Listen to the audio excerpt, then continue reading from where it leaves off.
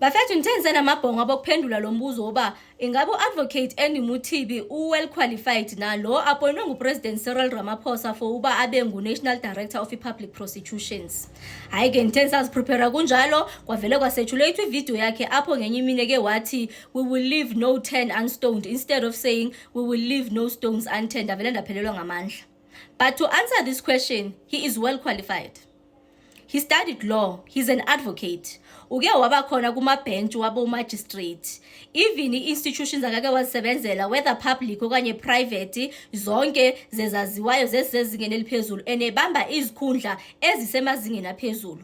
Ndibala o Standard Bank uke wasebenza ko Standard Bank o Med Scheme go Nedbank even South African Airways even the time kuza ku establishwa uSARS waye kulo project leyo he was part and parcel of leyo project leyo. So ayena ungumuntu obanzi ebamba nje futhi izikhundla ezinokwenza nento ezinomthetho compliance part of illegal esebenzisana ne-internal auditing. Ayena usharp when it comes to qualifications even experience usharp when it comes to indaba ye-experience.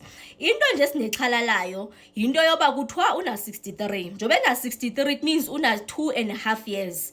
So kulobu gulukudo sebenzekile le moshahe yenziwe pha e-NPA ingabe i2.5 years izabe enough baza uzabe sekwazile into babe ulungise zilungisekayo sekukhona utshintsho akazabe lenzile na. Lilo ixhala lethu lesibini ngulo muntu lo appointile nodata kanalungelo unegunya vele loba appointe yena upresident ngoba isikhundla se-NDPP ngupresident umuntu ozappointela futhi akanyanzeleka ngento ba aze athathe la route yama interviews usiyenzile nje naleyo ke lonyweba leyo. So enye into ke ngoku esifuna ukuyibona into bangabe nyani akekho captured yena already uthe fika nje uzabe ezithela ngoba ushiya kwa SIU ebe yena self wasiculela thina sive ngaye into ba kunalanto yaseThembisa syndicate ireport yakhona wasiseva ngayo bazimalini imali edliwe pha wasixelela ba ngobani abantu abapha. So bonke ubufakazi ubungqina bonke sibuve ngaye buculwa nguye pha kuye.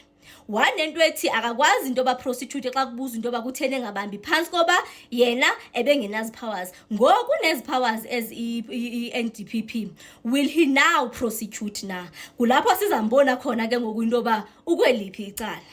So in terms of qualifications to answer this he is well qualified. We will do so just to make sure that we leave no turn unstoned.